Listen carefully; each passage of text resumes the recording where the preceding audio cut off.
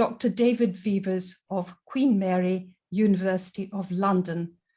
David is speaking to the subject of his first book, The Origins of the British Empire in Asia, 1600 to 1750, which was published to acclaim by Cambridge University Press last year. Not many books can be considered important revisionist accounts that settle long-standing debates. So rather than boring on, I'll hand over to David, who can dazzle you with his erudition, rhetoric, and his magical PowerPoint skills. And should you wish to challenge him with questions long or short, please key them in the chat box at the foot of the screen, and I can put them to David at the end of his talk. David, the Zoom room is yours. Thanks, Valerie, for that introduction. I'll see if I can live up to that. And they were the words, of course, of the late and very much missed David Washbrook. So it's lovely to hear them again. So, I mean, thank you to Valerie for inviting me. It's a real pleasure and a privilege to be able to speak to so many of you. As I just mentioned to Valerie, it's been a sort of very much an online launch of the book, which has been great. In many ways, I've been able to get, to lots of different audiences, but being able to do events like this for, fantastic historical trusts like the British and India's is fantastic. So thank you. And thanks everyone for taking your time to be here today, especially if you're up obscenely late or obscenely early. So today I want to speak to the subject of my book, but I'm starting the talk not with the title of my book, but rather the title I originally wanted for my book before editorial intervention sort of crushed my dreams with the title being somewhat flowery. So 100 Gates Open for Entrance is the somewhat mysterious title of our talk today. It comes from the French physician and traveller Francois Bernier, who, visiting Bengal in the late 17th century, observed how, and the quote's on the screen, the rich exuberance of the country, together with the beauty and amiable disposition of the native women, has given rise to a proverb in common use amongst the Portuguese, English and Dutch, that the kingdom of Bengal has 100 gates open for entrance, but not one for departure.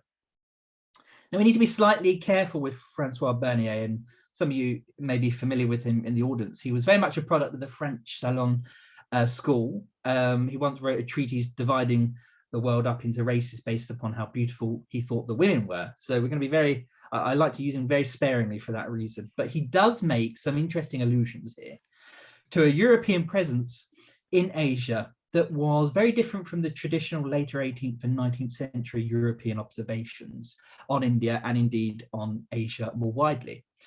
These were, of course, shaped by an imperial discourse and often coloured by sort of colonial otherness, which condemned and tended to write off large portions of Asian cultures and societies as backward or indeed even as barbaric.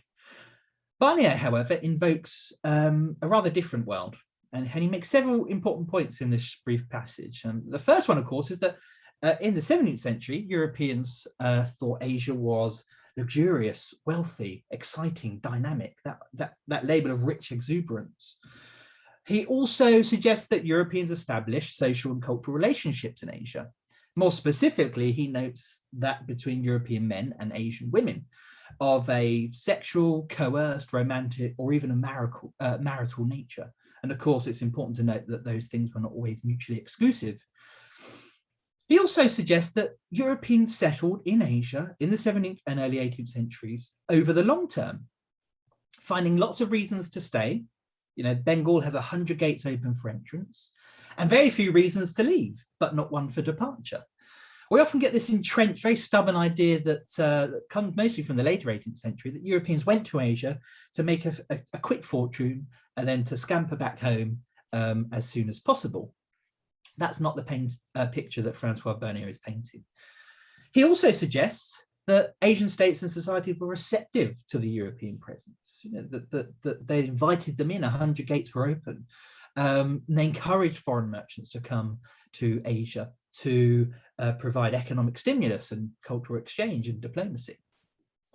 And Francois Bernier's kind of images conjure up some fantastic, I mean, I'm by no means an art historian, but some fantastic Indian miniatures painted at the court of Golconda in the 1680s. And these are the kinds of paintings that were commissioned by Europeans like Francois Bernier that show or reflect very much this rich exuberance of a landscape full of abundance and resources, and Europeans living a good life surrounded by merchants and attendants and servants, and really living the high life that he's really hinting at here. So the first one is the Darbar or court of Cornelius van der Bogaard, and his procession through the Coromandel coast where he was based in the 1680s. You can see that obviously this is in the court style of the Golconda Sultanate, but it invokes very much that kind of leisurely, luxurious lifestyle that Europeans were living in Asia in the 17th and early 18th centuries. And I'm gonna buttress that with the English interloper, Thomas Bowery, talking about India's Coromandel coast at the same time that Bernier was traveling around Bengal and marveling at its cities and its luxury and its women. Bowery said in the 1670s, all foreigners, more especially the English and the Dutch, have great freedom here and live very pleasantly upon the fat of the land. In fine, it is a most delicate country for the use of man, the air good and comfortable, and the land abounding with all necessaries for the sustenance of mankind. These are windows into an earlier European presence, certainly in India, which speak to a different world than that portrayed by the far better known observations of 19th century Europeans, who in bringing their civilizing missions to India and Asia more widely, considered the land rather to be far away from a rich exuberance, but in fact to be full of poverty and disease and backwardness and superstition, so they said. The irreconcilability of these contrasting observations is largely a matter of power, of course.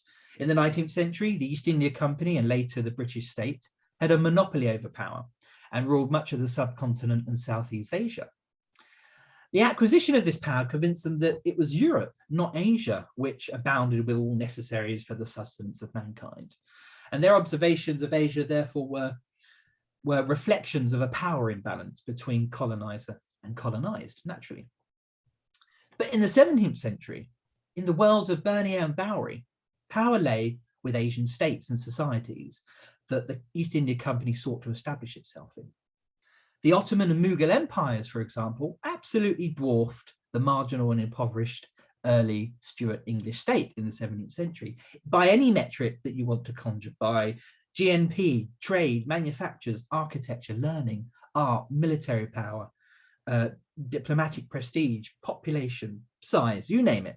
And they therefore, when they traveled to these places, they marveled at the cultures and societies of the Indian Ocean in their written accounts, which reflected the company's supplicant presence in the 17th century.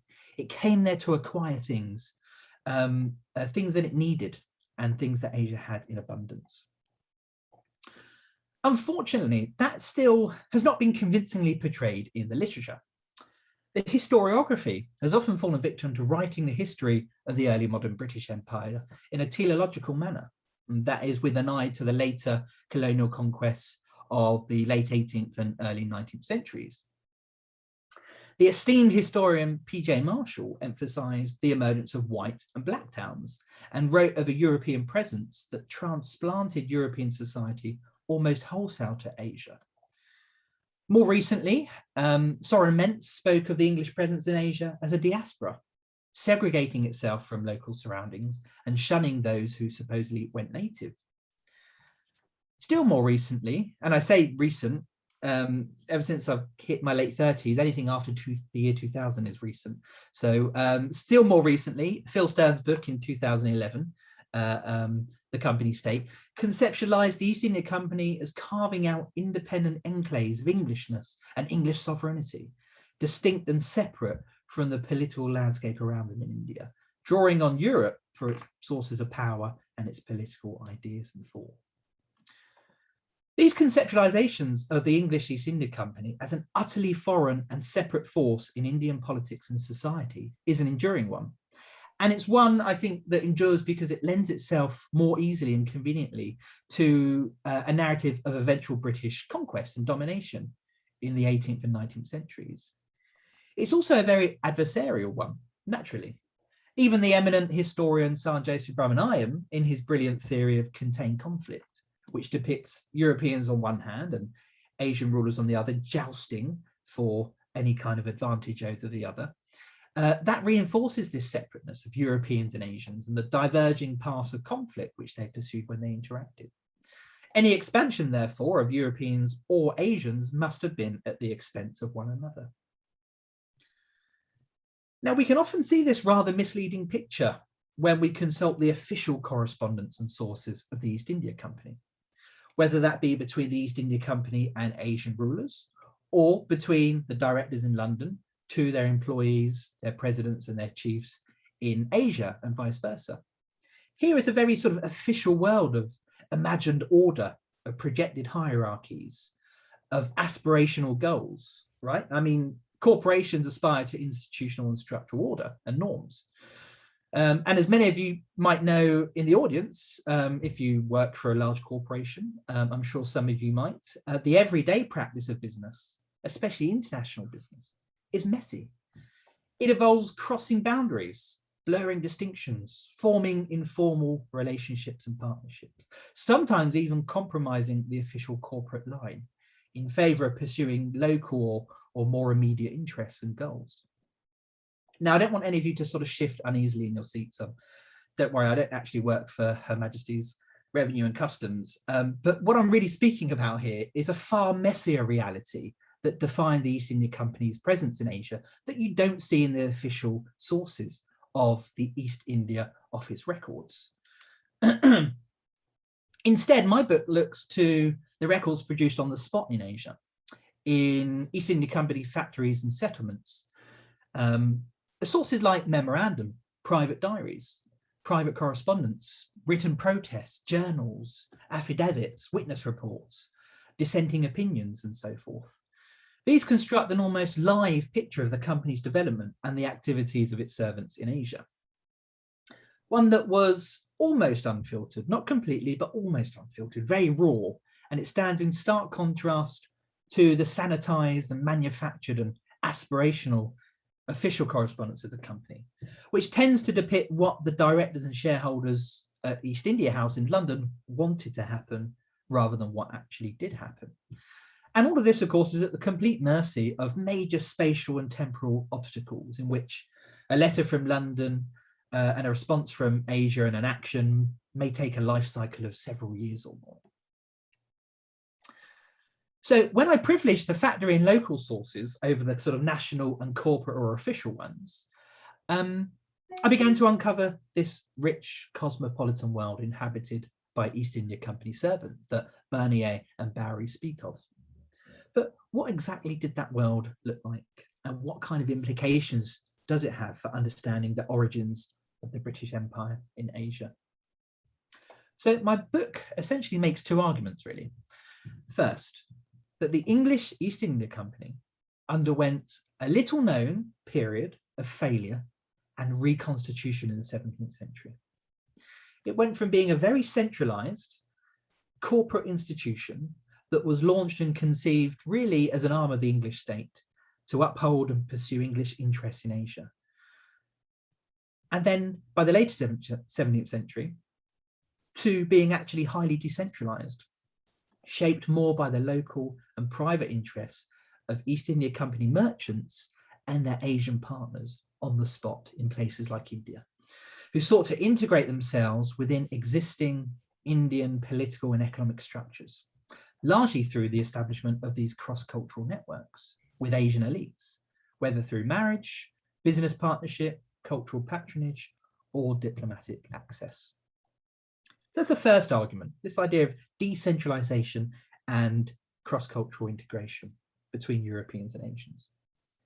Secondly, and finally, because of this process of unraveling, of decentralization, the East India Company by the turn of the 18th century had become largely politically subordinate to Asian states, drawing its power, its sovereignty from Asian rulers, and with its presence heavily regulated by the interests and expectations of Asian elites. Everything from whether the company could build a fort and how high that fort could be, what kind of ships they could build and if they were allowed to build ships, from their very right to trade on the legal jurisdictions that they could build and uphold. Every facet of European presence in Asia was determined by their more powerful hosts. At the turn of the 18th century, it wasn't charters from the English crown or the orders of the directors in London which shaped the development of the company in Asia, but rather the farmans or written grants of Asian rulers, the patronage of Asian elites, and the partnership, resources, and expertise of Asian merchants. By the 18th century, the company had expanded considerably to emerge as the foremost European trader in Asian goods, governing massive cities, trading customs free, and wielding considerable jurisdictional and legal powers. But this expansion hadn't happened at the expense of the Asian states within whose borders the company's presence had grown. Rather, those Asian states had sanctioned and facilitated the company's expansion. The growth of the East India Company in the later 17th and early 18th centuries had happened under the carapace of Asian imperial power, whether it was Ottoman, Mughal, Safavid, not outside or against it. As such then, before we kick off proper, my book is an exploration of what I call the Asian genesis of the British Empire, placing the sources and agency of the company's development within local Asian contexts, rather than the very more traditional boardrooms of London or Houses of Parliament or the Court of St. James in Europe. So what I'd like to do for the remaining time to us this evening is first to sketch this failure and unravelling of the East India Company in the early 17th century. It's so rarely spoken about. A lot of the histories of the East India Company tend to kick off in the mid to late 17th century and ignore almost 60 years of failure and struggle. So we're going to explore that first. I'm going to sketch that process out. Secondly, then, I'm going to look at how it then successfully reconstituted itself when individual company servants forged these cross-cultural, messy networks with Asian elites and integrated the company into local structures of economic and political power in Asia. In exchange for surrendering its political autonomy to Asian sovereign rulers, the East India Company was rewarded by an enfranchised range of powerful rights and privileges, from the right to build forts, to govern territories, and to trade customs free.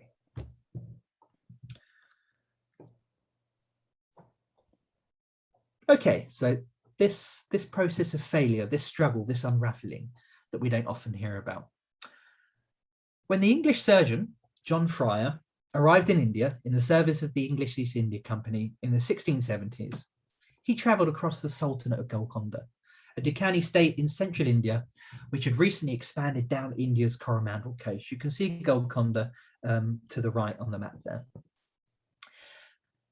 Yet despite this rapid expansion of the powerful Golconda Sultanate, Fryer marvelled at the fact that despite now possessing this prosperous maritime province, the Sultanate's two most thriving and important ports, Madras and Pulakat, were governed by foreigners.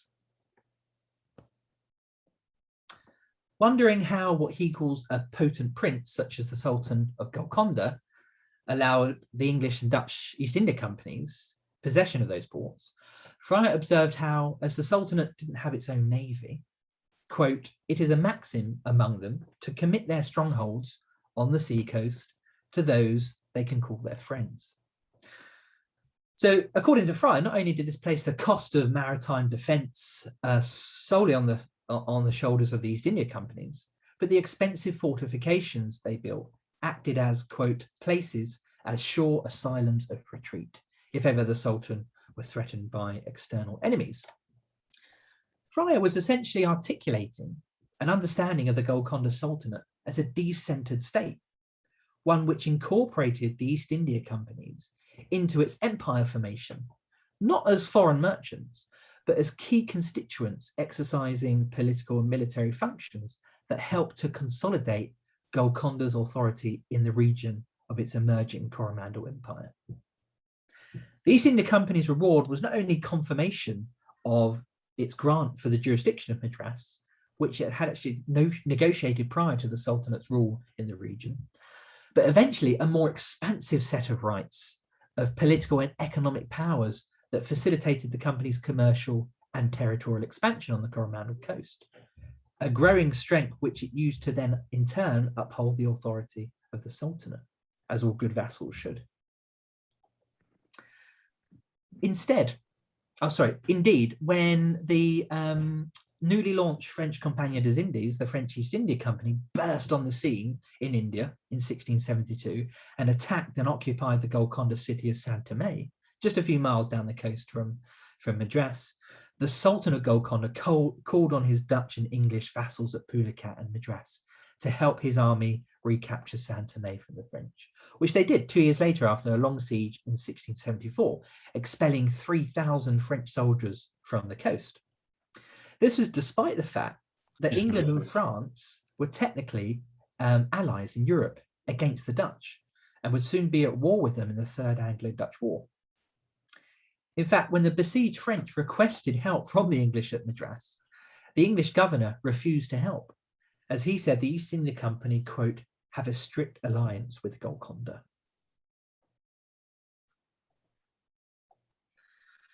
When a Dutch fleet entered Madras's waters, despite being technically at war with the English, the governor of Madras likewise let the Sultan know that, quote, the Dutch are at this time in our road, within the reach of our guns. But in respect to your highness, whose service they are now in, we give them no manner of molestation, but use them with the same civility and kindness as if they were your own people.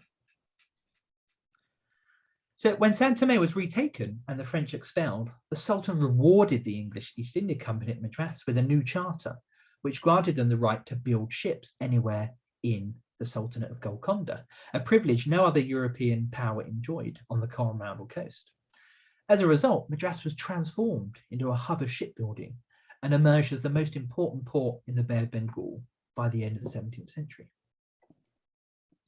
Golconda, like many other South Asian states and empires, exercised a highly divisible form of sovereignty, one that could be conceptualized, I guess, like sort of a web of clients and patrons and subordinate actors and allies who were incorporated into the Golconda state and then utilized by the Sultan to uphold Golconda's authority.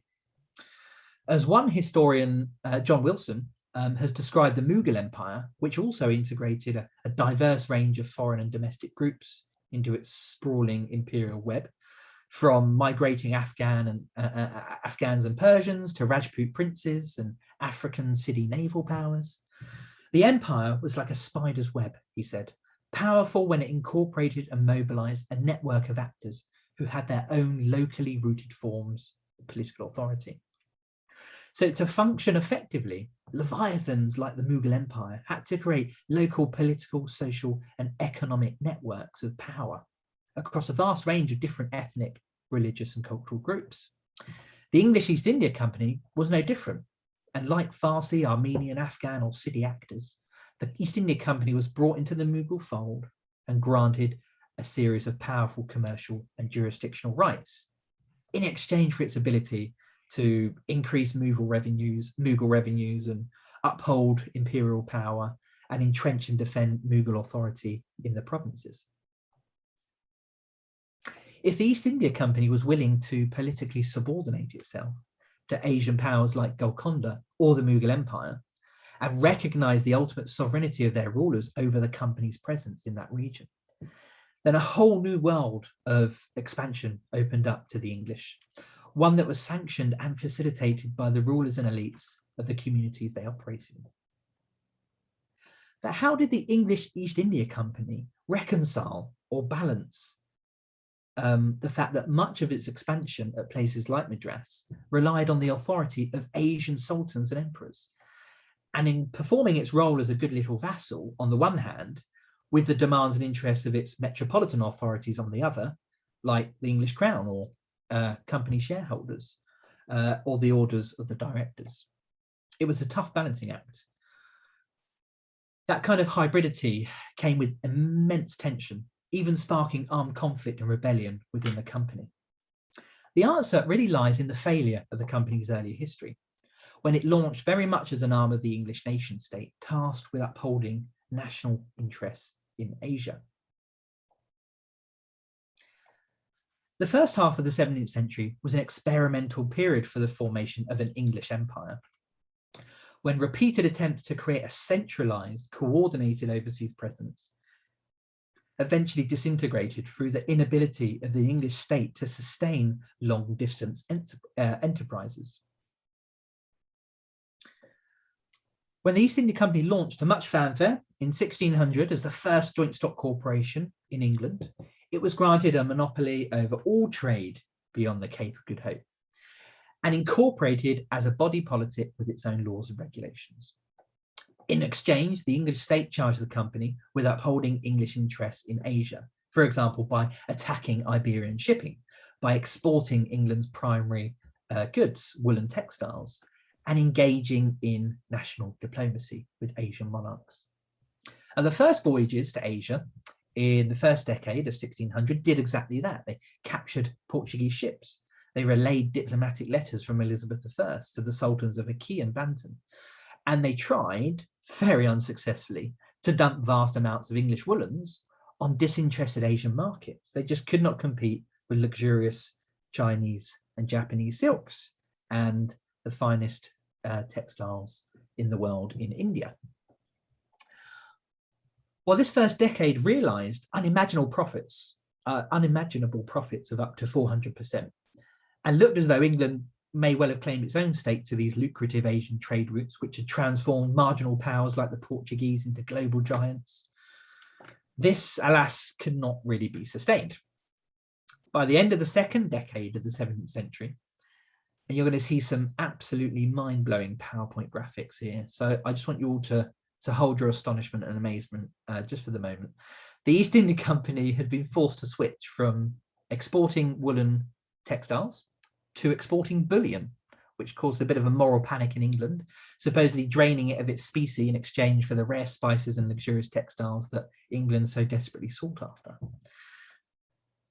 On top of that, the company found that it was really unable to compete with a number of other more dominant commercial groups, especially the Chinese, who squeezed them out of valuable markets, such as Japan, for example, and Banten on the island of Java.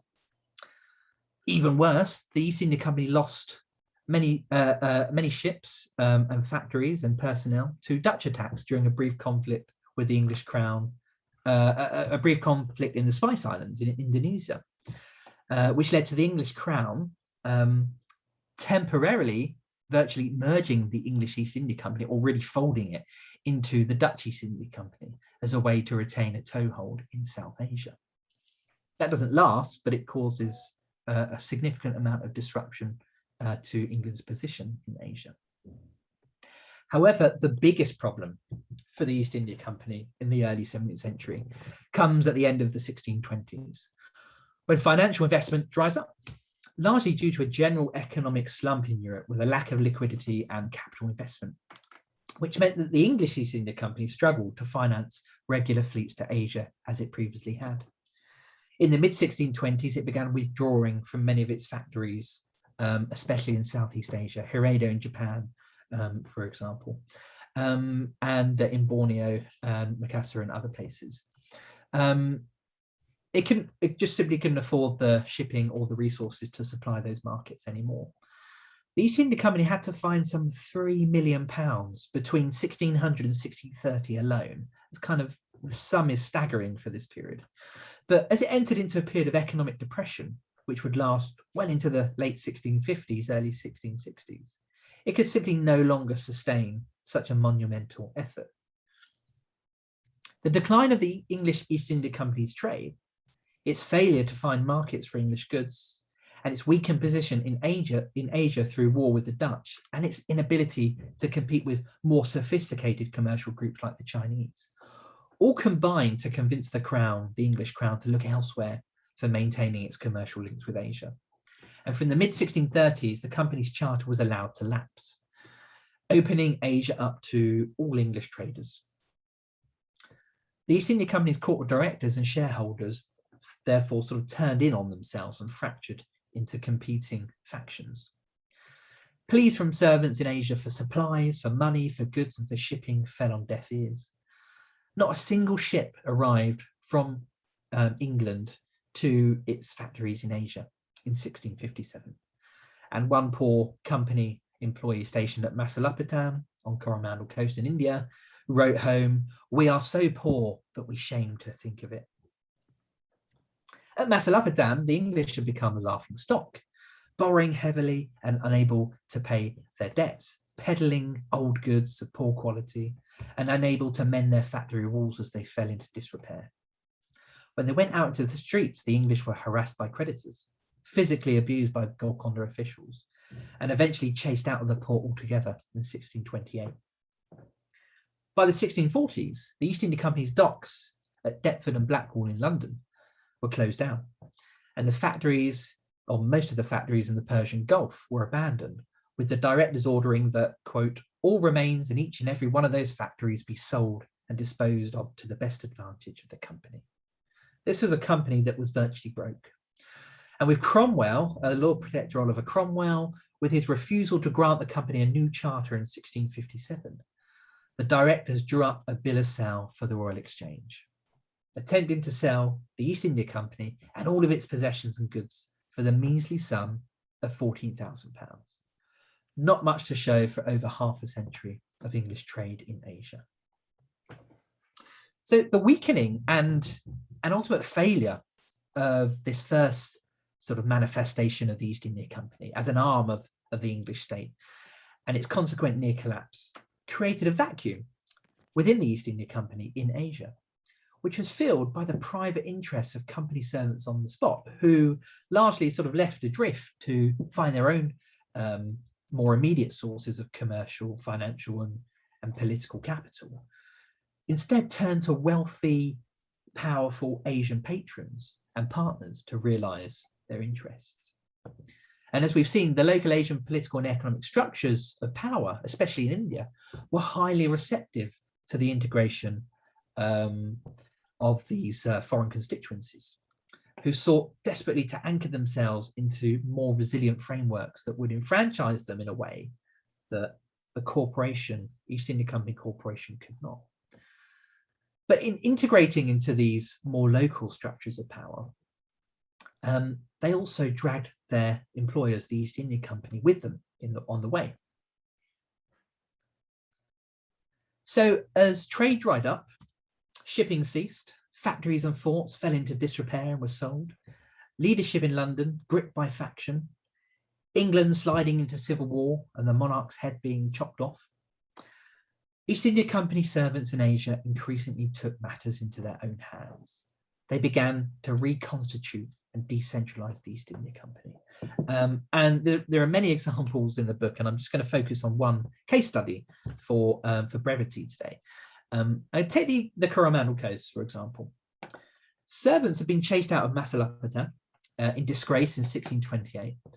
But by 1639, over 10 years later, they were also forced to abandon their remaining base further down the coast at Armagon, when the fort started to crumble down and their debts brought all trade to a halt, and no relief was due to arrive from Europe. Servants gradually began to formulate their own policies and pursue their own strategies to reverse their pitiful condition. Francis Day, the chief of Armagon, cultivated relationships further south on the Coromandel Coast in the Mylapore region around San Tomé. He made repeated private trading expeditions to the textile-rich region, making at least £500 in the 2 years between 1637 and 1639. He also established sexual relations with a mestizo woman from the mixed-race Indo-Portuguese communities, which proliferated there and dominated trade in the coastal regions. As Day integrated into the commercial and social landscape of Mylapore, he eventually gained access to the court of the local Nayak, or Vijayanagara or Hindu governor, and negotiated an advantageous grant for the East India Company for possession of the town of Madras Patman, including the right to build a fort and to trade customs free. This was a significant concession, but as the East India Company servants themselves explained, it was all for the Nayak's benefit. Quote, "First, he desires his country may flourish and grow rich, which he conceives it will by drawing merchants to him. Secondly, the fort, being made strong, will be able to defend his person on occasion against his insulting neighbours. Thirdly, we are tasked with carrying his servants into the Bay Bengal to buy him hawks, apes, parrots, and such like baubles.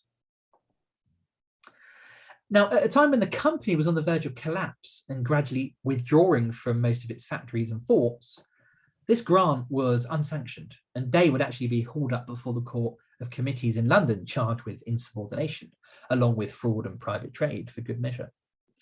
Nonetheless, Day and his colleagues at Armagon forged ahead and, on their own initiative, resettled at Madras in 1640.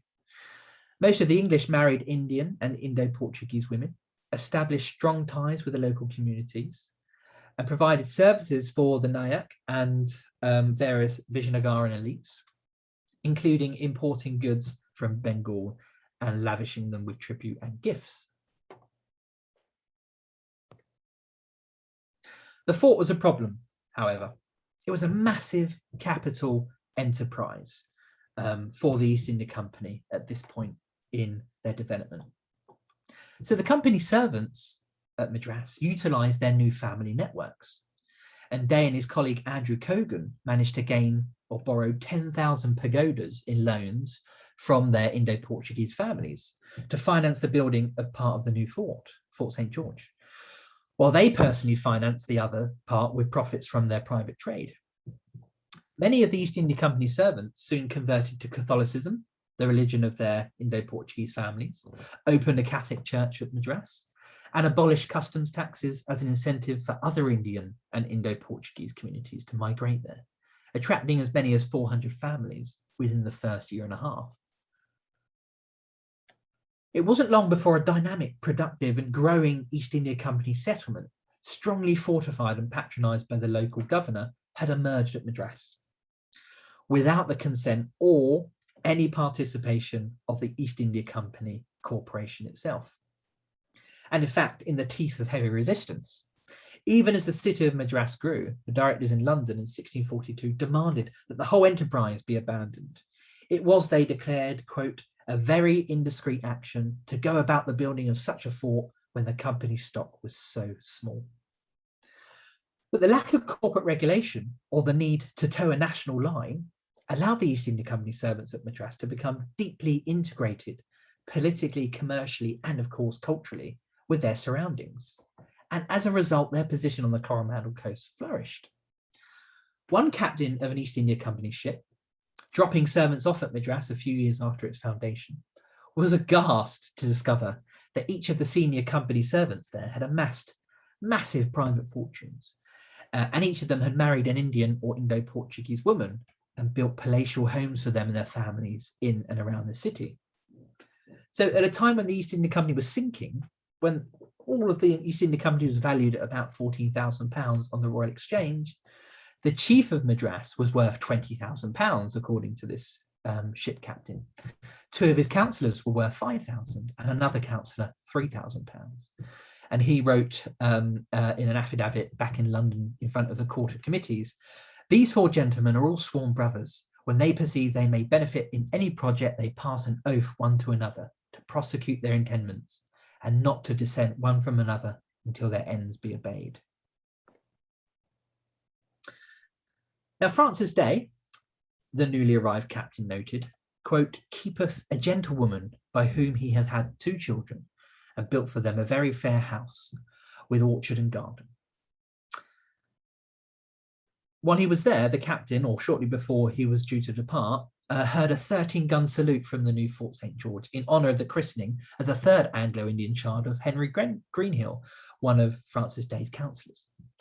Madras was thriving, but it was more Asian than English. It was more Catholic than Protestant, more private than public, more familial than it was corporate. One senior East India Company servant visiting the Coromandel coast from Surat on the other side of India was aghast to find that the national and corporate frameworks had entirely disintegrated on this part of the subcontinent. He said that most men look so much to their particular as they forget the general. Nay, they forget themselves and that they are but servants. On the contrary, they comfort themselves like petty kings. Another visiting official observed of another new settlement which sprung up on the Coromandel coast entirely through private initiatives, that at the time the house was altogether a monster, or a body without a head, each as his own director. I love that quote. It really puts into fantastic words a process of an organization, of an institution unraveling, of a process of decentralization. The house was altogether a monster or a body without a head, each as his own director. These individual servants were becoming enfranchised, they were becoming wealthy, they were becoming powerful, and they were driving the development of the East India Company. So a reconstitution of the company had taken place by the mid-17th century, in which individual servants and their private cross-cultural mixed race networks had been enfranchised with political and economic power. And it was really a radical decentralization of the company by the later 17th century. Now, when the company's domestic situation stabilized, and the East India Company's metropolitan authorities gradually reinserted themselves into this sort of new decentralized framework, they really struggled to regain control. In 1658, the long-awaited charter had finally been granted by Oliver Cromwell, who was slightly freaked out by the very bold move that the directors had put the company up for sale. It was a bit of a bluff. And Oliver Cromwell incorporated the company as a permanent joint stock corporation, the very first of its kind. That provided the company with long-term stability and a range of new delegated powers that suddenly made it a very attractive investment. A massive £750,000 in stock was raised in 1858 and 1859. And following several new charters, especially from 1660 with the restoration of Charles II, and several new rounds of investment, the corporate framework of the East India Company was reviving. It was back. But by then, Madras and other new settlements like it, which had sprung up in the past 2 decades, had become an entrenched part of the Coromandel coast, deeply embedded in local political and economic structures, drawing its legitimacy not from the English crown or the company in London, but from local Asian rulers, and sustained through the patronage of their elites. And I think this is best seen in Madras, when the Vijayanagaran emperor, the emperor of a declining Hindu empire in South India, within whose territories Madras lay, when he granted the East India Company expanded legal and economic powers to govern the city, he declared that he would, quote, retain the town in our protection as long as the sun and moon endureth. This was his claim to sovereignty over Madras. It was his city, but he had enfranchised and empowered the English East India Company to govern it on his behalf for the various benefits that it brought, trade and defence, as we discussed earlier. So when metropolitan authorities such as the Crown and the Court of Committees or Directors began to issue new regulations and try to enforce this strict cultural and social hierarchies in their settlements in Asia, including, for example, removing Indian governors and magistrates and replacing them with English ones, as well as creating new severe restrictions on private trade, the very fabric of these cross-cultural networks, the Anglo-Indian elite of Madras rebelled. They didn't take it. They resisted. When a new English governor was sent out to enforce these regulations, he and his administration were seized and thrown in prison in 1665 by a coalition of Indian, Indo-Portuguese and English merchants and officials who proceeded to govern Madras as an independent city-state for the next 3 years. Only when the East India Company sent out a fleet of warships with a proclamation from Charles II for an end to what he termed the mutiny, only then was East India Company rule restored at Madras. But no one was punished. There were no reprisals. The status quo was agreed. The so-called rebels were pardoned, and many of them returned to their positions. And the directors settled on a compromise, which included the legalization of private trade and the restoration of non-English officials to their posts in the city. So while the East India Company's domestic authorities had succeeded in reinserting themselves to some extent back into the development of the company in Asia, From the 1670s, they acknowledged the powerful role played by these private cross-cultural networks forged by their servants, who had firmly anchored the company's settlements and factories into their local Asian contexts. So the decentralization of the company was complete. And moving forward, the company was very much a hybrid actor, straddling both English and Asian frameworks of power in, I would say, overall a nimble, though rather contentious balancing act. Sorry, I should have mentioned this earlier. Obviously, this is probably familiar to most people. This is Fort St. George, Madras, in the early 18th century, such a fabulous watercolour. Just to give a very brief example before I move on here of this sort of this kind of a transnational actor that the East India Company had become. It was best expressed in the affluent riverine wells of the Godavari Delta that you can see on the far right there, Golconda's northern territory with Mughal Bengal to the north and east. There, in 1670, we find one Robert Fleetwood, the English chief of the factory at Madapollam, who had also been appointed the Golconda governor of the region. While stationed in the Godavari Delta, Fleetwood had married an Indo-Portuguese woman who was both the daughter of an ex-governor of Madras and also an elite mestizo woman with big connections to the surrounding Indo-Portuguese communities. Soon, Fleetwood had established a large mixed-race family network across the region and prospered through the private trading relationships this opened up to him, creating partnerships with the Golconda governor of Masulipatam, his deputy, as well as the Mughal merchant Mir Jamal Muhammad and several important Indo-Portuguese kin. Emerging as a significant local elite within the Godavari Delta, Fleetwood then, quote, without the advice of the agent and council of Fort St. George, contracted with the king of Golconda for the right to govern Narsapur. Now, Narsapur was a prosperous shipbuilding town of about 10,000 people, where the company's factory, of which Fleetwood was the chief, was actually based. Fleetwood paid the Sultan an annual rental tribute of several hundred pagodas, and then he became both governor and tax collector over the town. And one East India Company official observed how the position gave Fleetwood possession of the territory encompassing the company's factory. And he says here, and ye river, by which means he can ship of goods without asking leave of anyone, will be stopped by them. Most significantly, and this is where it gets messy, those messy networks I spoke about earlier, he was now Golconda landowner of the East India Company's own factory. So if the East India Company wanted to expand its presence in the region or rights in the town, it had to effectively negotiate with Fleetwood as the local Golconda official. It's kind of like being landlord of your business premises, just as an employee. But as his family grew, Fleetwood's territory prospered, his trade expanded, and his business relationships intensified. And he expanded his transnational bailiwick to become a major force in the Godavari Delta. He soon negotiated with the Sultan of Golconda for the grant of the neighbouring town of Veevers for an annual rent or tribute of 300 pagodas. And again in 1675, we find him contracting with the Sultan of Golconda for the farm or governorship of several further towns and lands, adding, I think, 2 more to his growing fiefdom. So nestled in the Godavari Delta and sustained through the patronage and capital of his cross-cultural networks, Fleetwood's jurisdiction was a hybrid political construct, born out of his duality as the English chief of the company in the region and as a regional Golconda official.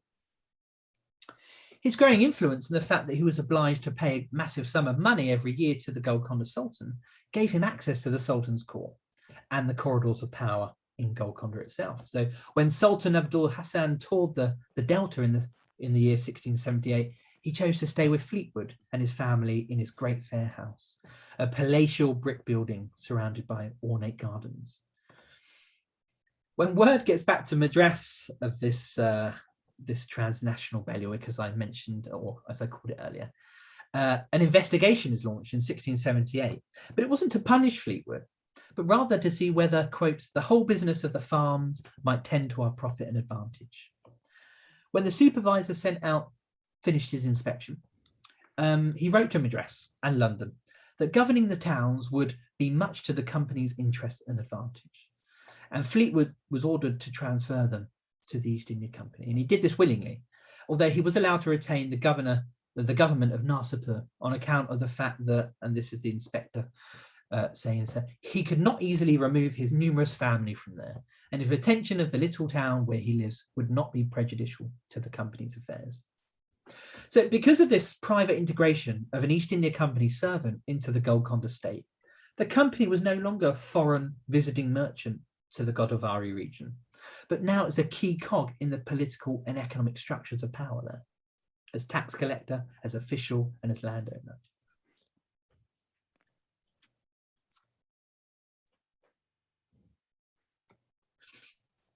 Madras and the other East India Company settlements and factories on the Coromandel coast became something of a model for further East India Company expansion in the late 17th and early 18th century. At Calcutta, which most people probably recognise on the screen right now, a similar strategy was pursued, and I'll give this very briefly. It's a very familiar town.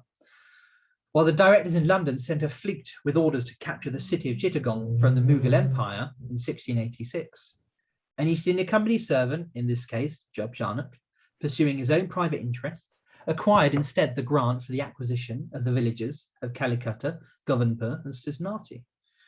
Company servants there settled, formed Anglo-Indian families and networks, established business and diplomatic relationships with Mughal merchants and officials, and then helped the Mughal Nawab to crush a massive rebellion against his rule in 1698, which led to the granting of a farman for the company's government over what would become known as Calcutta. The East India Company was now integrated into the official Mughal hierarchy in the province of Bengal, provided with key rights at Calcutta in exchange for upholding Mughal authority and subordinating itself to the emperor's sovereignty, and of course contributing to the expansion of the Bengal economy, particularly through the import of silver and gold bullion. The effect this had on the company was substantial. Before 1698, its trade in Bengal was about £75,000 a year. Just 2 years later, at the turn of the 18th century, it jumped to £250,000. And by 1750, almost 2 decades later, more Asian ships docked at Calcutta than they did at the Mughal port of Hooghly, further upriver. Like Madras, Calcutta's expansion was regulated by Mughal farmers and grants and relied on the cross-cultural relationship pursued by company servants with local elites. So when London pushed for a fort to be built, the servants rejected this, as they said they didn't have the right or the authority from the Nawab to do this. In fact, they weren't even allowed to build in stone at all. Only in 1708 did the Nawab grant Calcutta the power to build fortified walls. Only after they once again assisted the Nawab in defending the Mughal government there against a further rebellion. And then in 1716 came an imperial farman from the emperor himself after a long and expensive effort by the East India Company servants. Alongside customs-free trade and the use of dastaks or passes that exempted company goods from any tolls or inspections, the farman also expanded the jurisdiction of Calcutta to include several neighbouring towns and villages. By 1750, the city eclipsed even the Bengali capital Murshidabad in size, wealth, and economic significance. Now, very aware of time, so I'm gonna now make some attempt to wrap this up. So thanks for bearing with me. Some kind of conclusion, right? So, by integrating into existing economic and political structures in places like India, the servants of the East India Company were able to dramatically expand the company's presence there, commercially, jurisdictionally, and politically, in a way that the weak English state would never have been able to by pursuing its national or corporate strategies. By the 1720s, the English East India Company had overtaken its Dutch rival to become the leading European trader in Asian goods. By 1740, something like 25 large East Indiamen were sent out from Europe every year to fill their cargoes with textiles and spices and tea, producing a staggering sales of £2 million every year. With a stock fixed at over £3 million and able to borrow up to £6 million on bond, the East India Company had emerged as a key component of the British fiscal military state. Both Madras and Calcutta had transformed into regional capitals and key commercial centres in their respective Mughal provinces. But just before I finish, and maybe anticipating some questions, this isn't to paint too rosy a picture of the East India Company's presence in Asia in that first century and a half. While the East India Company integrated itself into the larger imperial powers in this period and subordinated itself politically in exchange for substantial privileges, amongst the smaller powers of Southeast Asia, the picture was completely different. And take the west coast of Sumatra, for instance. This is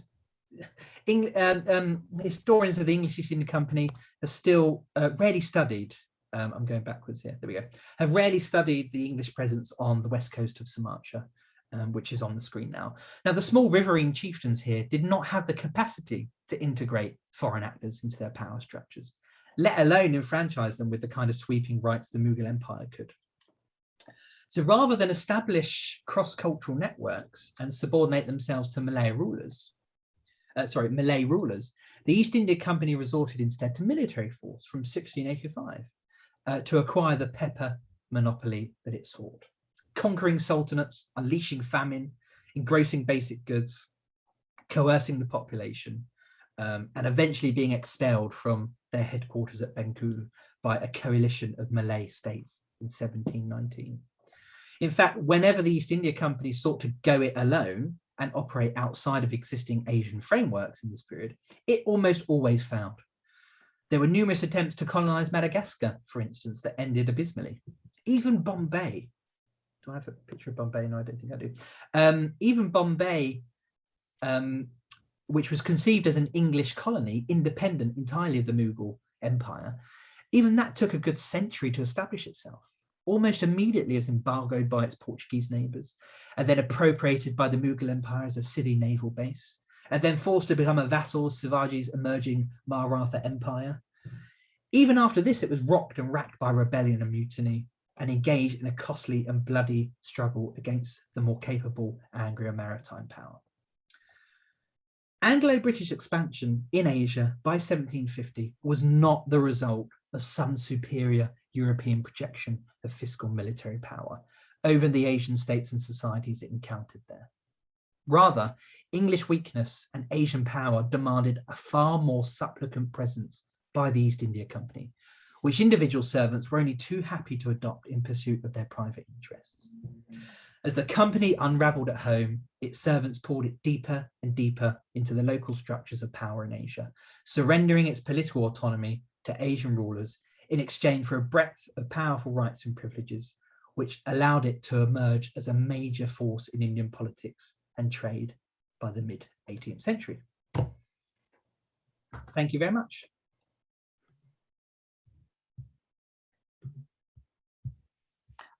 David, I'm just having a look to see what questions we've got in the box, and I can see there's one that says, Britain came late to the East on the coattails of the Portuguese and the Dutch. The Portuguese appear to have been enablers of the British in Madras at any rate. To what extent were they also rivals, and were the Dutch there in any force? Yes, thank you for the question. Yeah, absolutely. I mean, really, we have to remember that the 17th century is very late in the day for European interaction and a presence in Asia. So, I mean, in two ways, really. So, as facilitators, the English are in many ways breaking into an established sort of Indo-Portuguese circuit of trade and diplomacy and settlement. And they are using that as a sort of framework. You know, it's no coincidence they're at Madras because the Portuguese are at San Tome and Malapur. It's no coincidence that they're at Bombay because the Portuguese are at Goa and the surrounding regions. The same as Surat. You know, the first place they come to on the western coast of India is Surat because, you know, it's a major hub of trade, but also it's the Portuguese, other than Goa, the main sort of entry point into Mughal market. So they're very much on the coattails, as the question mentioned, and that facilitates the English establishing themselves. But quite rightly, they're also rivals in quite major ways. So often we write the Portuguese off by the time the English have arrived because they've been hammered so much by the Dutch in places like the Indonesian archipelago. But the Portuguese were a very sophisticated commercial group that had control of many of the key markets and trade routes which prevented the English from establishing themselves. And so one place is in Japan. So the the Portuguese really Japan since the 1540s, and they provide the Japanese markets with Chinese silk. And Chinese silk is like gold dust to Japanese markets. They can't get enough of it. And that the Portuguese can supply them, make the Portuguese the key trading partner of the Tokugawa shogunate, which established itself by 1600. The English arrive in 1613, and they've got nothing to offer. They can't compete with the Portuguese. They can't break into the Chinese market because foreign trade from China has been banned from visiting Chinese ports. The only reason the Portuguese can do it is because they're established at Macau. So after 10 years, the English give up. They can't compete with the Portuguese, even though within 20 years, it's going to go horribly for the Portuguese in Japan. And it's the same for, for places like Siam and Indo, Cochin China. And it takes a good 2 decades for the English to establish themselves at Surat because the Portuguese presence is so powerful. So yeah, in a private, unofficial way, the Portuguese established trade routes and communities facilitate English integration. But certainly outside of India, they're one of the English company's main rivals. And it's really not until, I think, the 1630s and 1640s where the Portuguese become less of a serious obstacle to English expansion. I've got a couple of questions here. Because we're talking about the Dutch, I'll go to the second question first before going on to the other question. And the question is, does this mean that the Dutch company went through a very different history during this period? No, I mean, that's a great question. And it's really the starting point that I asked myself when I was doing some research at the Huntington Library in the States for the book. I came across a fantastic diary by an ex-director of the East India Company who'd been kicked out of the court of directors and was very bitter and was really interloping. He was traveling around Asia against the rules, and he wrote a fantastic letter book in which he travels around and provides a fantastic comparison of the English and Dutch. And this comparison, the traditional comparison is that the Dutch were conquerors and colonizers and imperialists, and that the English were traders and merchants and peaceful. And that's not sustainable. I mean, in this fantastic letter book, actually the English and the Dutch certainly in India are playing by the same rules. So the Dutch, for example, in the Indonesian archipelago, they are colonizers and they are conquerors amongst the smaller powers of Southeast Asia. The Dutch monopolize and they use force and coercion to achieve their ends. But in Tokugawa Japan, in China, in the Mughal Empire, in Golconda, they act as the English do. They're supplicant. They subordinate themselves. They place their political development within the regulatory frameworks of these foreign systems. So I just to give you a brief example off the top of my head, I'm not sure if it's in the book or not, but I've written about it recently, is that Surat, the English are there first, and when the Dutch come late, they bring these kind of bullish, belligerent attitudes, and they start to seize Portuguese ships at Surat, just sort of throw their weight around to try and get these commercial privileges.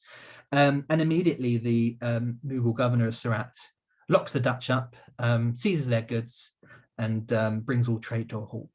And the Dutch sort of, flabbergasted, and immediately they apologize, they make restitution, and they have to behave themselves. And gradually, like the English, they're enfranchised with certain rights and certain privileges like customs-free trade. So the Dutch in the larger empires of Asia are also working within these foreign frameworks of power. It's more complicated in the Dutch story because on the other hand, they are in places like Indonesia where they conquer Jakarta and rebuild it as Batavia. It's a very European city, and where they ethnically cleanse the Spice Islands. The Bandanese, for example, 20,000 are exterminated. So but they are still in those larger political spaces having to be subordinate and suppliant. So no, I don't think they're that different. It all depends, and I think this is what my book tries to make, is the history of the East India Company is not determined in Europe, it's determined in Asia. And like Europe, Asia has so many different regions, geographically, culturally, religiously, economically, that the success or failure of these European companies really depends on their local context as much as anything else. We have another question, slightly different. It says, what new material is in the book? This is Subramanian's, Yeah. I beg your pardon, Anglo-Banya order from the early 1980s. So what's new? Well, it sort of is. I mean, yeah, absolutely. I place myself very much on Sanjay Subrahmanyan's school of thought. Where I diverge is the way in which, for example, Sanjay Subrahmanyan's theory would suggest that the Europeans had to comply and they had to adapt and they had to find these partnerships in order to thrive commercially. Absolutely. Where I diverge there is I think politically it was important as well. Now, obviously, since Sanjay Subrahmanyan was writing about this, we've had big shifts in the historiography. For example, Phil Stearns come along and showed us all that actually the East India Company was also a political actor. It wasn't just a peaceful merchant. It aspired to political power. Obviously, my argument is it didn't do this coercively. It did it within the Mughal framework. But Sanjay Subrahmanyan is very much thinking commercially. Now, for me, that was the route of most Europeans into these structures of power, is that they forged these important relationships. But they weren't just commercial; they were political and they were diplomatic. And I think that is immediately places Europeans within these imperial frameworks rather than sitting outside of them. One of the great theories of Subrahmanyan obviously is this idea of contained conflict, that this period 1600 to 1750 was one long jousting for some kind of advantage of Europeans over Asians or Asians over Europeans. I definitely see that in parts of Asia, for example, the Indonesian archipelago. But when it comes to India, I don't see that. I see more a flourishing European presence and a powerful, expansive Indian state are not mutually exclusive. And my argument is that they facilitate one another. That's the idea of the descended state and empire formation that takes place in Asia. So yeah, I don't disagree with Sanjay Subrahmanyan at all, but hopefully what I'm doing is building on him in more political ways.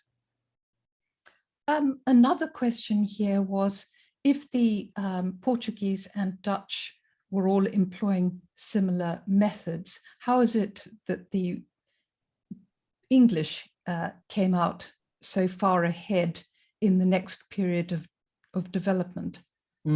Absolutely. I mean, one thing I didn't really get to talk about, that's a great question. One thing I didn't get to talk about is the end point of this. I end my book very purposefully, a book titled The Origins of the British Empire in 1750, where most books would tend to begin their story about the origins of the empire, of the British Empire in Asia.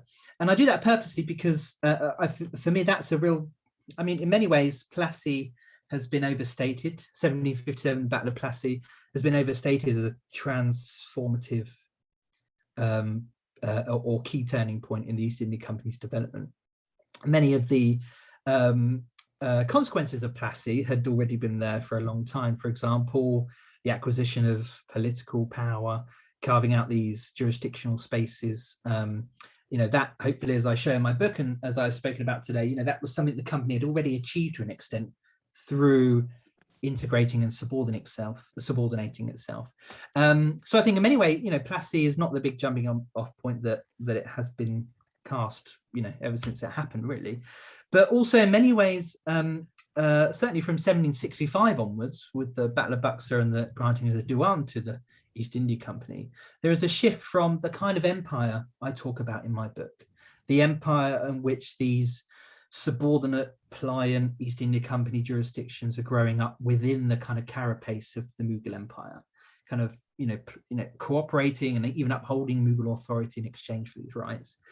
That is a different empire from the one we traditionally relate to the British, which is a territorial empire that is acquired violently through the projection of military force after 1757. So I did that very purposely because really this world which I've painted, which I feel I've uncovered, of which the company's political development is very much shaped by these indigenous structures of power, that has less space to grow from the 1740s and 1750s onwards. You've got two, that flourishes in these autonomous decentered spaces. What obviously happens from the 1750s onwards is you have the emergence of a far more stronger successor state in the British Isles. From the weak English Stuart state, you've got the British state, especially after 1707, which is far more capable militarily, commercially, fiscally. And it starts to centralize its overseas operations. Here you see many of the autonomous, what we often call the first British Empire, start to become part of this kind of British order.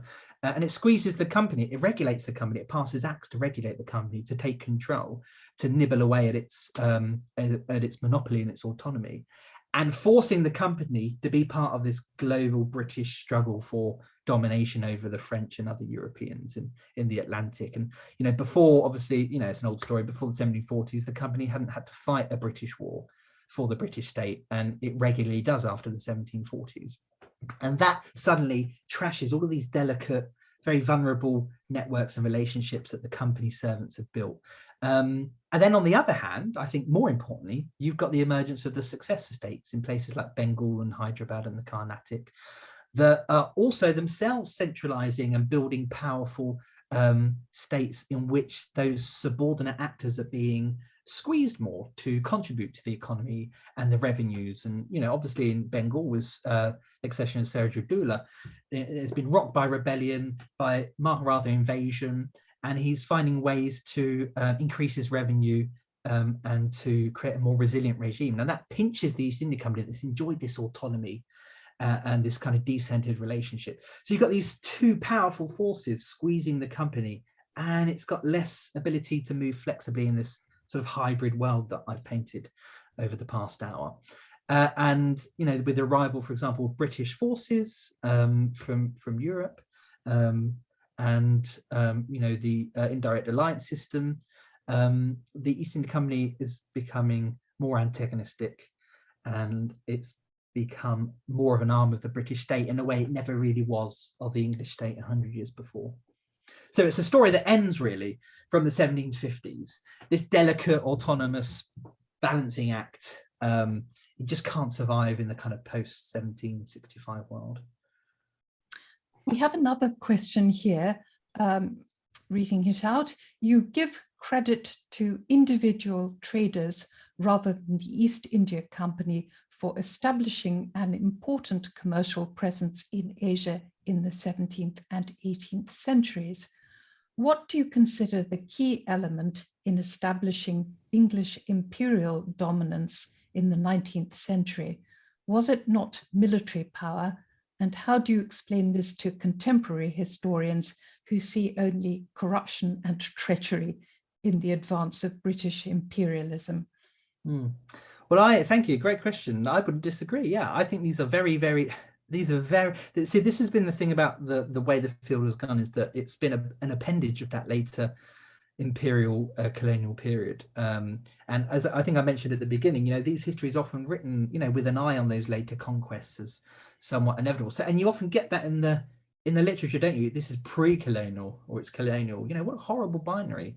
What a sort of horrible generalization, which just kind of, you know, discards this rich kind of cross-cultural history, which I think really defines the relationship between the English and many of the Asian states before 1750. As pre-colonial is just such a horrid phrase, because it doesn't really mean anything. The early modern British Empire, the empire I'm talking about, is a different beast, I think, certainly in Asia, to the modern British Empire that goes on to conquer much of the subcontinent. You know, that is very much a process of the British state, I would argue. The East India Company has been hollowed out. Its autonomy has been stripped. It's regulated by Parliament and the Crown, and it's more enthralled to domestic constituencies and authorities like Parliament and the Crown and the shareholders and directors and the British Army and generals. So it's been hollowed out, and as I said a moment ago, it really is an arm of the British state, and it's used, I think, like that. especially by the early 19th century, absolutely. So the East India Company I'm talking about, this highly autonomous actor that sort of tends to insert itself into these decentered empires and states in Asia by rendering services and in exchange acquiring these rights and privileges. That is a different East India Company than the one we talk about in the 19th century, that one that is corrupt and it's coercive and it's violent. That is not to say that the earlier East India Company I'm talking about wasn't those things. It depends how you define corruption. Private trade is corrupt if you're a director in London. If you're an East India Company official in Asia, it's a way to establish profitable relationships with Indian merchants and other partners. But the East India Company is still violent. It's still engaging in child slave trade at Madras in those early years, for example. It's the cause of a massive famine on the west coast of Sumatra and the depopulation of the riverine districts there. It engages in conflict with the Mughal Empire, horribly fouled conflict in the 1680s. So it's not that it's we can very much see, as a William Dalrymple, for example, would see this kind of relentless rise. The earlier East India Company isn't entirely different from its later incarnation, but I think its dynamic is different. The strategies it pursues and the way it expands is not a projection of force. It's working within these very resilient frameworks of power. So yeah, no, I don't disagree that the East India Company and the British state, the Raj, which takes over in the 19th century, it is this kind of corrupt imperialistic force, and it shares some characteristics with this earlier East India Company, but they are, I think, quite different dynamics that we're talking about. And I think that comes from this resurgence of this new British state after 1707 with imperial aspirations. Just that the Stuart English state didn't really have, certainly in Asia, because it couldn't, because it was weak and impoverished, and it had nothing on the might of the Mughal or or Tokugawa Japan or the Sultanate of Banten, etc. We have a rather different question here, which is, what about women? Were there any English women traders in that period? Because they were in the 18th century. And then there's something about, what about the role of Indo-Portuguese wives? Yes, thank you. That's a great question. Yeah, there were, absolutely. I mean, women are, I speak to this somewhat in the book, women are obviously crucial interlocutors between these networks, as the Indo-Portuguese women enabled English East India Company servants access to patronage and credit. And there's one point at which Andrew Cogan, one of those earliest East India Company servants at Madras in the 1640s, so it says, right, I'm taking my family and we're going to Banten or elsewhere, and the rest of the English East India Company servants at Madras freak out. Without your wife and her family, we're not going to be able to raise the capital. We need to finish the fort. So they wield massive power, and I think that the picture that this East India Company paints when he visits Madras in its early years, and he's aghast to see all these fabulously wealthy people, he paints one in which it was the Indo-Portuguese family, and especially the women, that are driving the development of Madras culturally, socially. The men are adopting women's Catholic religion, and I think that says something quite significant about the influence that they hold over the English East India Company. In terms of English or European women in the East India Company, yeah, absolutely. There are quite a few examples in the late 17th and early 18th century of wives, but also of widows or independent women, scandalously in this period, of course, conducting independent trade. And it's a matter of some scandal in the 1730s when, in 17 teens, when Joseph Colet goes to the west coast of Sumatra as the governor. And he brings there a very kind of a moral mission to reform the establishment. It's seen as backward and the kind of forgotten outpost of the East India Company. Everyone's drunk, everyone's sinning. And one of the biggest things that scandalizes him are these women who are not wives, and they're there living independently and engaged in private trade. And he immediately sort of sends them all home, outraged that this has happened. So we know women are there not just as as wives or would-be wives, and they're frequently, sisters and mothers, and we know that they're also engaged in these private journalism. And very often, John Scattergood, whose private papers are really some of the most richest for the late 17th century. He's a private trader based at Madras, and he's frequently away, and his wife runs his affairs for him. She doesn't just manage his affairs, she conducts trade and business dealings with his Indian partners. And so, yeah, they're highly engaged, and they're important, not just cultural, but commercial interlocutors as well, which really facilitate the establishment of the company entirely at places like Madras. Well, we seem to have ground to a halt as far as the questions go. So you've been talking non-stop for almost 90 minutes, and I haven't noticed any glasses of water. So I think this is time for you to have a glass of something stronger at this point. So I want to thank you, David, for this wonderful talk. Your narrative gifts are evident, obviously, from your talk tonight and from every page of your book. And I'm not surprised that Cambridge are now bringing it out in paperback. So when is that, and what's the price going to be? Yeah, thanks, Valerie. Yes, January paperback. It will be the more healthier option, I think, of under £30. I think £25. So you won't have to, sell an organ. I think maybe part of a kidney if you've got one left. And so that's exciting. That's January. So I can't wait for that. Well, I don't know why they couldn't have published it in a larger print run and at a more affordable price in the first place, especially considering the fact that other books on the East India Company, such as William Dalrymple's, have sold their heads off, and usually publishers are looking for a clone. Well, I'm not surprised that you've been snapped up by Penguin for, what's it called, A New History of the World at the Dawn of British Expansion. And we eagerly await not only the paperback version of Origins, but your new book, which I gather is coming out with Penguin in a couple of years. Yes. So thank you again, David. It was a wonderful, wonderful talk. And I hope people will show their appreciation by finding some clapping hands on the reactions. Here we go. I'm clapping. Thank you very much. Thank you all for your time. The sound of one hand clapping. Thank you. I can see clapping. Oh, you're too kind. Thanks, Valerie. Thanks for everyone for your time today. Much appreciated. Good night, everyone. Thank you. Good night.